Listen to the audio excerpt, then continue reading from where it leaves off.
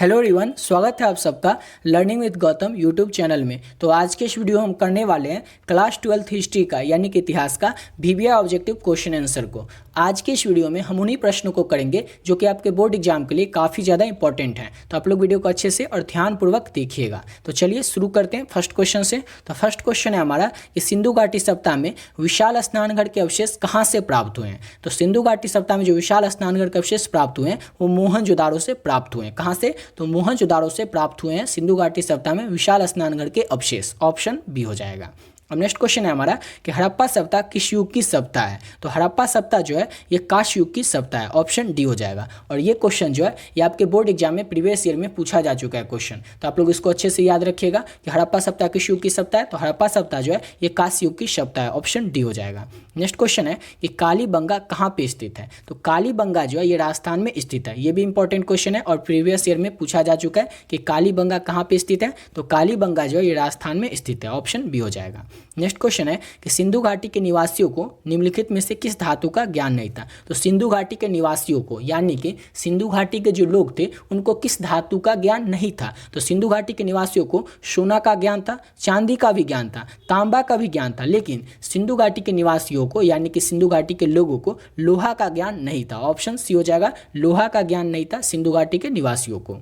अब next question क्या हमारा कि मौर्य वंश के संस्थापक कौन थे। तो चंद्रगुप्त मौर्य। चंद्रगुप्त मौर्य जो थे ये मौर्य वंश के संस्थापक थे। कौन? तो चंद्रगुप्त मौर्य। ऑप्शन ए हो जाएगा। नेक्स्ट क्वेश्चन है कि अशोक किस वंश का शासक था। तो अशोक जो थे ये मौर्य वंश के शासक थे। अशोक किस वंश के शासक थे। तो अशोक जो थे ये मौर्य वंश के शासक थे। ऑप्शन बी हो जाएगा। नेक्स्ट क्वेश्चन है कि किस शासक को प्रियदर्शी कहा गया है। तो अशोक ऐसे शासक है जिनको कि प्रियदर्शी भी कहा गया है। किनको? तो अशोक को प्रियदर्शी शासक भी कहा गया है। ऑप्शन ए हो जाएगा। अगला क्वेश्चन है हमारा कि प्रयागप्रास्ति की रचना किसने की है या फिर प्रयागप्रास्ति के रचनाकार कौन है। ऐसे भी आपके एग्जाम में क्वेश्चन पूछा जा सकता है। तो हरिसेन जो है ये प्रयागप्रास्ति के रचनाकार हैं। ऑप्शन सी हो जाएगा। और ये भी क्वेश्चन प्रीवियस ईयर में पूछा जा चुका है तो इसको भी अच्छे से याद रखिएगा कि प्रयागप्रास्ति के रचनाकार कौन है। तो हरिसेन है। ऑप्शन सी हो जाएगा। अब नेक्स्ट क्वेश्चन है कि गंगापुत्र किसे कहा जाता है। तो भीष्म को। किसको? तो भीष्म को गंगापुत्र भी कहा जाता है। ऑप्शन सी हो जाएगा। नेक्स्ट क्वेश्चन है कि महाभारत की लड़ाई कितने दिनों तक चली थी। तो जो महाभारत की लड़ाई थी 18 दिनों तक चली थी। ऑप्शन बी हो जाएगा। नेक्स्ट क्वेश्चन है कि महावीर का जन्म कहाँ पे हुआ था। तो जो महावीर थे इनका जन्म लुम्बिनी में हुआ था। कहाँ पे? तो लुम्बिनी में महावीर का जन्म हुआ था। ऑप्शन ए हो जाएगा। और ये भी क्वेश्चन प्रीवियस ईयर में पूछा जा चुका है तो इसको भी आप लोग अच्छे से याद ही रखिएगा कि महावीर का जन्म कहाँ पे हुआ था। तो लुम्बिनी में। ऑप्शन ए हो जाएगा। नेक्स्ट क्वेश्चन है कि स्तूप किस धर्म से संबंधित था। तो स्तूप जो था ये बौद्ध धर्म से संबंधित था। किस धर्म से? तो स्तूप जो था ये बौद्ध धर्म से संबंधित था। ऑप्शन बी हो जाएगा। अब अगला क्वेश्चन है हमारा कि बादशाहनामा को किसने लिखा है। तो अब्दुल हमीद लोहड़ी ने। किसने? तो अब्दुल हमीद लोहड़ी ने बादशाहनामा को लिखा है। ऑप्शन सी हो जाएगा। अगला क्वेश्चन है हमारा कि भारत का अंतिम मुगल सम्राट कौन था। तो भारत के जो अंतिम मुगल सम्राट थे वो बहादुर शाह जफर थे। बहादुर शाह जफर जो थे ये भारत के अंतिम मुगल सम्राट थे। ऑप्शन सी हो जाएगा। नेक्स्ट क्वेश्चन है कि पानीपत का प्रथम युद्ध कब हुआ था। तो पानीपत का जो प्रथम यानी पहला युद्ध था ये 1526 में हुआ था। 21 अप्रैल 1526 को पानीपत का पहला युद्ध हुआ था। देखिए पानीपत का जो पहला युद्ध है, दूसरा युद्ध है और तीसरा युद्ध है, ये कब हुआ था, किसके बीच में हुआ था और उस युद्ध में कौन जीता था, ये आपको याद रखना है क्योंकि इससे एक या दो क्वेश्चन आपके एग्जाम में पूछा ही जाएगा। तो जैसे पानीपत का जो पहला युद्ध था वो 1526 में हुआ था और किस किस के बीच में हुआ था। तो इब्राहिम लोदी और बाबर के बीच में पानीपत का पहला युद्ध हुआ था जिसमें कि बाबर जो था वो जीत गया था। और पानीपत का जो दूसरा युद्ध था वो 5 नवंबर 1556 को हुआ था। कब हुआ था? तो पानीपत का जो दूसरा युद्ध था वो 5 नवंबर 1556 को हुआ था जिसमें कि जो ये युद्ध हुआ था ये युद्ध हुआ था हिमू और अकबर के बीच में। पानीपत का दूसरा युद्ध। और इस युद्ध में जीता कौन था? तो इस युद्ध में अकबर जो था पानीपत के दूसरे युद्ध में वो जीत गया था अकबर। और पानीपत का तीसरा युद्ध कब हुआ था? तो पानीपत का जो तीसरा युद्ध था वो 14 जनवरी 1761 को हुआ था। पानीपत का तीसरा युद्ध। और किस किस के बीच में हुआ था? तो अहमद शाह अब्दाली और मराठों के बीच में पानीपत का तीसरा युद्ध हुआ था 14 जनवरी 1761 को, जिसमें जीत कौन गया था? तो अहमद शाह अब्दाली जो था ये पानीपत के तीसरे युद्ध में जीत गया था। इस सभी को आप लोग याद रखिएगा क्योंकि इससे एक क्वेश्चन या दो क्वेश्चन आपके बोर्ड एग्जाम में पूछा भी जा सकता है कि पानीपत का पहला युद्ध कब हुआ था, या फिर पूछते कि पानीपत का दूसरा युद्ध या तीसरा युद्ध कब हुआ था, या इस तरह से पूछा जा सकता है कि पानीपत का जो पहला युद्ध था या दूसरा युद्ध था तीसरा युद्ध था ये किस किस के बीच में हुआ था, या फिर पानीपत का पूछ दे कि दूसरा युद्ध में कौन जीत गया था। इस तरह से आपके एग्जाम में क्वेश्चन पूछा जा सकता है, ठीक है। इस तीनों को आप लोग अच्छे से याद रखिएगा।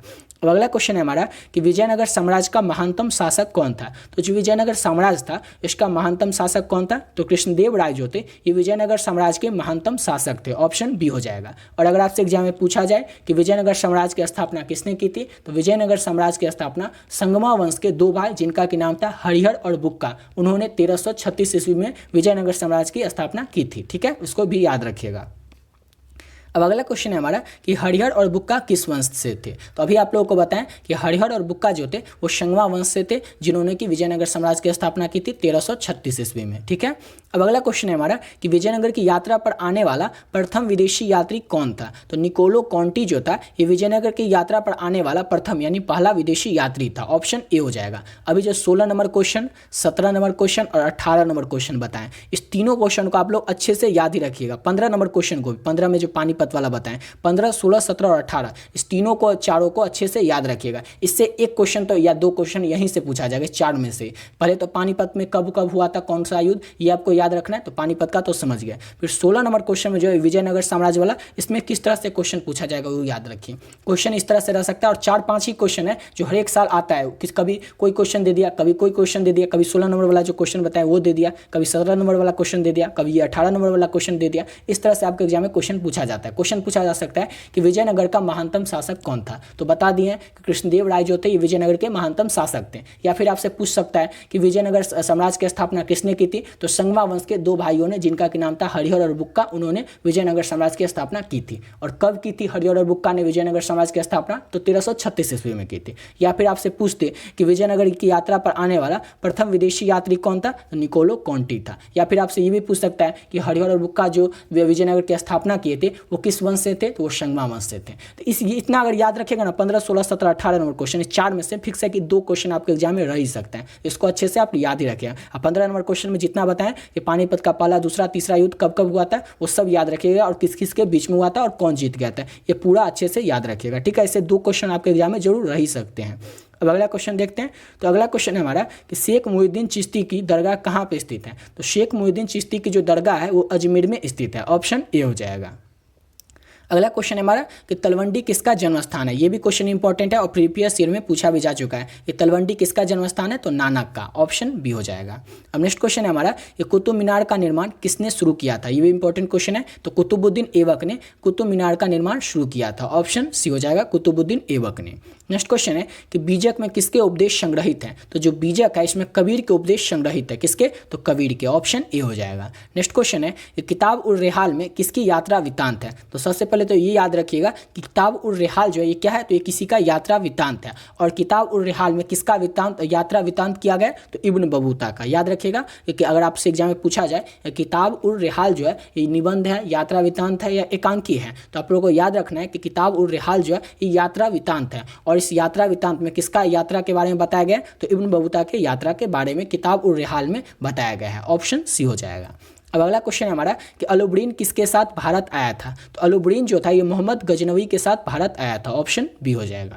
नेक्स्ट क्वेश्चन है कि इब्न बतूता किस देश का यात्री था। ये तो इंपॉर्टेंट क्वेश्चन बहुत ही ज़्यादा है क्योंकि ये बहुत ही बार एग्जाम में पूछा जा चुका है, ठीक है ना। 3-4 बार, मतलब पिछले 10 साल में 3-4 बार तो ये क्वेश्चन पूछा ही जा चुका है कि इब्न बतूता किस देश का यात्री था। तो इब्न बतूता जो था ये मोरक्को का यात्री था। पिछले 10 साल में 3 बार ये क्वेश्चन पूछा जा चुका है आपके बोर्ड एग्जाम में। तो आप लोग को इस क्वेश्चन को अच्छे से याद ही रखिएगा कि इब्न बतूता किस देश का यात्री था, तो मोरक्को का यात्री था इब्न बतूता। ऑप्शन डी हो जाएगा। अगला क्वेश्चन है कि हुमायूं नामा को किसने लिखा है। 18 में एक क्वेश्चन आ चुका है कि हुमायूं नामा को गुलबदन बेगम ने लिखा है। ऑप्शन सी हो जाएगा। अगला क्वेश्चन है हमारा कि कोल विद्रोह कब हुआ था। तो जो कोल विद्रोह था ये 1831 में हुआ था। कब हुआ था, तो कोल विद्रोह जो था ये 1831 में हुआ था। ऑप्शन सी हो जाएगा। नेक्स्ट क्वेश्चन है संथाल विद्रोह के नेता कौन थे। ये भी क्वेश्चन इंपॉर्टेंट है और ये भी क्वेश्चन 2019 में पूछा जा चुका है कि संथाल विद्रोह के नेता कौन थे, तो सिंधु और कान्हू थे। ऑप्शन ए हो जाएगा। नेक्स्ट क्वेश्चन है हमारा कि अस्थायी बंदोबस्त को कार्निवालस ने कब लागू किया था। तो 1793 ईस्वी में अस्थायी बंदोबस्त को कार्निवालस ने लागू किया था। ऑप्शन सी हो जाएगा। नेक्स्ट क्वेश्चन है कि फ्रांसीसी बुकानन कौन था। तो फ्रांसीसी बुकानन जो था एक इतिहासकार था, यानी कि हिस्टोरियन था। फ्रांसीसी बुकानन कौन था, तो हिस्टोरियन था, यानी कि इतिहासकार था। ऑप्शन सी हो जाएगा। अब नेक्स्ट क्वेश्चन है हमारा कि दक्कन दंगा आयोग कब नियुक्त हुआ था। तो दक्कन दंगा आयोग जो था 1875 में नियुक्त हुआ था। ऑप्शन सी हो जाएगा। अब नेक्स्ट क्वेश्चन है कि रानी लक्ष्मीबाई का जन्म कहाँ पे हुआ था। तो जो रानी लक्ष्मीबाई थी इनका जन्म वाराणसी में हुआ था। कहाँ पे, तो वाराणसी में रानी लक्ष्मीबाई का जन्म हुआ था। ऑप्शन में दिया नहीं है, लेकिन आप लोग याद रखिएगा। रानी लक्ष्मीबाई का जन्म वाराणसी में हुआ था। और कब हुआ था, तो 19 नवंबर 1828 को रानी लक्ष्मीबाई का जन्म वाराणसी में हुआ था। उनके बचपन का नाम मणिकर्णिका था, ये भी आपसे एग्जाम में पूछा जा सकता है। और रानी लक्ष्मीबाई की माता का नाम भागीरथी बाई था और उनके पिता का नाम मोरोपंत तांबे था। ये आप लोग याद रखिएगा। क्या क्या याद रखना है आप लोगों को कि रानी लक्ष्मीबाई का जन्म वाराणसी में हुआ था। उनका जन्म कब हुआ था, तो जन्म 1828, सिर्फ ये रखना, ठीक है। 19 नवंबर भूल भी जाए तो कोई बात नहीं। 1828 में रानी लक्ष्मीबाई का जन्म हुआ था। और उनके बचपन का क्या नाम था, ये भी बहुत ज़्यादा इंपॉर्टेंट है, ठीक है। ये भी प्रीवियस ईयर में पूछा जा चुका है कि रानी लक्ष्मीबाई के बचपन का क्या नाम था, तो मणिकर्णिका उनके बचपन का नाम था। और उनकी माता का क्या नाम था, तो भागीरथी बाई रानी लक्ष्मीबाई के माता का नाम था। और उनके पिता का नाम क्या था, तो मोरोपंत तांबे उनके पिता का नाम था, ठीक है। इसको याद रखिएगा। अब अगला क्वेश्चन है हमारा कि 1857 के विद्रोह का में पटना का नेतृत्व किसने किया था। देखिए 1857 का जो विद्रोह हुआ था उसमें पटना में नेतृत्व किसने किया था। 1857 के विद्रोह की क्रांति का किसने किया था, तो कुंवर सिंह ने 1857 के विद्रोह में पटना की में नेतृत्व किए थे। पटना की ओर से नेतृत्व कौन कर रहे थे, तो कुंवर सिंह कर रहे थे 1857 के विद्रोह में। ऑप्शन डी हो जाएगा। और ये भी क्वेश्चन बहुत ज़्यादा इंपॉर्टेंट है, इसको भी याद ही रखना है। अगला क्वेश्चन है हमारा कि 1857 के विद्रोह के समय भारत के गवर्नर जनरल कौन थे, तो लॉर्ड कैनिंग जो थे 1857 के विद्रोह के समय भारत के गवर्नर जनरल थे। ऑप्शन सी हो जाएगा। अब अगला क्वेश्चन है हमारा कि वास्को डिगामा भारत कब आया था, तो मई 1498 में। ये भी इंपॉर्टेंट क्वेश्चन है कि वास्को डिगामा भारत कब आया था, तो मई 1498 में। ऑप्शन बी हो जाएगा। नेक्स्ट क्वेश्चन है कि भारत में रेलवे की शुरुआत कब हुई थी। ये क्वेश्चन तो इसी बार पूछा गया था 2023 में कि भारत में रेलवे की कब शुरुआत की गई थी, तो 1853 ईस्वी में भारत में रेलवे की शुरुआत की गई थी। ऑप्शन सी हो जाएगा। नेक्स्ट क्वेश्चन है कि गांधी जी चंपारण कब आए थे। ये भी इंपॉर्टेंट क्वेश्चन है। गांधी जी चंपारण 1917 में आए थे। कब आए थे, तो गांधी जी चंपारण 1917 में आए थे। अगला क्वेश्चन है खेरा किस राज्य में स्थित है, तो खेरा जो है ये गुजरात राज्य में स्थित है। खेरा किस राज्य में स्थित है, तो खेरा जो है ये गुजरात राज्य में स्थित है। ऑप्शन डी हो जाएगा। नेक्स्ट क्वेश्चन है कि जालियांवाला बाग हत्याकांड कब हुआ था। ये भी वीवीआई क्वेश्चन है कि जालियांवाला बाग हत्याकांड जो है 13 अप्रैल 1919 को हुआ था। इंपॉर्टेंट क्वेश्चन है, इसमें 13 अप्रैल भी आपको याद ही रखना है। तो जालियांवाला बाग हत्याकांड कब हुआ था, तो 13 अप्रैल 1919 को। अगला क्वेश्चन है साइमन कमीशन की नियुक्ति कब हुई थी, तो जो साइमन कमीशन था इसकी नियुक्ति 1927 में हुई थी। ऑप्शन बी हो जाएगा। साइमन कमीशन की नियुक्ति कब हुई थी, तो 1927 में।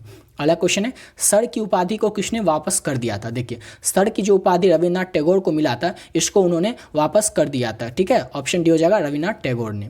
अब अगला क्वेश्चन क्या हमारा कि महात्मा गांधी के राजनीतिक गुरु कौन थे। ये भी इंपॉर्टेंट क्वेश्चन है। गोपाल कृष्ण गोखले जो थे ये महात्मा गांधी के राजनीतिक गुरु थे। महात्मा गांधी के राजनीतिक गुरु कौन थे, तो गोपाल कृष्ण गोखले। ऑप्शन बी हो जाएगा। नेक्स्ट क्वेश्चन है भारत छोड़ो आंदोलन कब हुआ था, तो जो भारत छोड़ो आंदोलन था ये 1942 में हुआ था। कब हुआ था, तो भारत छोड़ो आंदोलन जो था 1942 में हुआ था। अगला क्वेश्चन है बंगाल विभाजन की घोषणा किस वर्ष हुई थी, तो बंगाल विभाजन की जो घोषणा है ये 1905 में हुई थी। कब हुई थी, तो बंगाल विभाजन की जो घोषणा है 1905 में हुई थी। अगला क्वेश्चन है कैबिनेट मिशन भारत कब आया था, तो 1946 ईस्वी में कैबिनेट मिशन जो था ये भारत में आया था। ऑप्शन सी हो जाएगा। अब नेक्स्ट क्वेश्चन है हमारा कि कांग्रेस की स्थापना कब हुई थी। ये भी इंपॉर्टेंट क्वेश्चन है। तो कांग्रेस की जो स्थापना है ये 1850 ईस्वी में हुई थी। कब हुई थी, तो 1850 ईस्वी में कांग्रेस की स्थापना हुई थी। ऑप्शन डी हो जाएगा। अब आप लोगों को कमेंट बॉक्स में बताना है कि कांग्रेस की स्थापना जो 1885 में हुई थी वो किसने किया था, ठीक है। ये इंपॉर्टेंट क्वेश्चन है और आप लोगों को कमेंट बॉक्स में बताना है कि कांग्रेस की स्थापना किसने की थी। अगला क्वेश्चन है हमारा कि भारत का विभाजन किस योजना का परिणाम है, तो माउंटबेटन योजना का परिणाम है भारत का विभाजन, यानी कि भारत का बंटवारा। भारत का जो बंटवारा यानी कि विभाजन है ये किस योजना का परिणाम है, तो माउंटबेटन योजना का परिणाम है भारत का विभाजन। ऑप्शन डी हो जाएगा। अगला क्वेश्चन है संविधान सभा के प्रारूप समिति के अध्यक्ष कौन थे। ये भी इंपॉर्टेंट क्वेश्चन है। तो डॉक्टर भीमराव अंबेडकर जो थे ये संविधान सभा के प्रारूप समिति के अध्यक्ष थे। ऑप्शन सी हो जाएगा। नेक्स्ट क्वेश्चन है भारत जो था ये किस वर्ष गणतंत्र बना था, तो 1950 ईस्वी में भारत जो था ये गणतंत्र बना था। ऑप्शन डी हो जाएगा। नेक्स्ट क्वेश्चन है हमारा कि भारतीय संविधान को कब लागू किया गया था। इंपॉर्टेंट क्वेश्चन है। तो भारतीय संविधान को जो है 26 जनवरी 1950 को लागू किया गया था। ऑप्शन सी हो जाएगा। आशा करता हूँ आप लोग को वीडियो अच्छा लगा होगा। तो इसी के साथ वीडियो पे कंप्लीट करते हैं और मिलते हैं नेक्स्ट वीडियो में।